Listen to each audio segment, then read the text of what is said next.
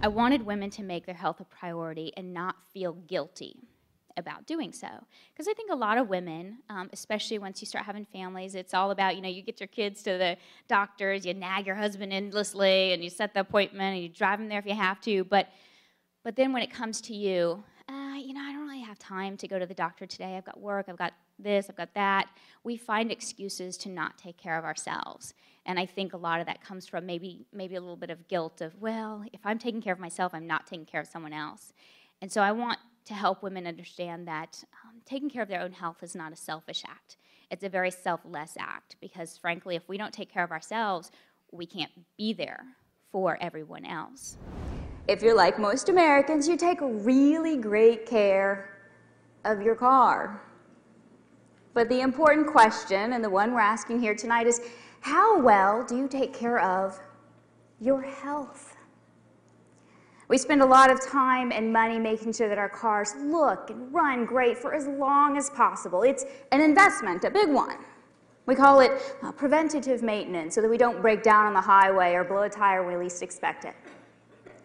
Shouldn't we be thinking about our health in exactly the same way before something goes wrong?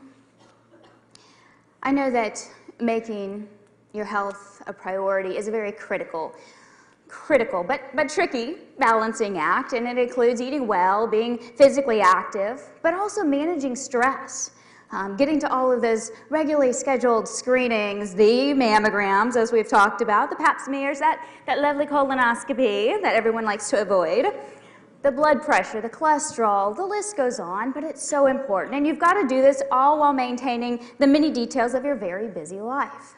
And if you're like me, you look at your to-do list and you think, when, where, how am I going to find the time to get to the gym, the grocery store, go sit at the doctor's office? Sometimes you look at that list and it's just kind of exhausting to think about. And I think for many of us, this is how today becomes, next week, I'll do next week, or next month. That turns into next year, and all of a sudden, we're still skipping breakfast, and no, coffee doesn't count as much as we would like it to. We're still slacking on the exercise, and most importantly, we've probably missed some of those very critical health screenings. We do have the best of intentions. Real life just kind of gets in the way. But tonight, I want everyone here to understand it's not too late. It is not too late to make that change, to start putting yourself and your health at the top of the list, making yourself a priority.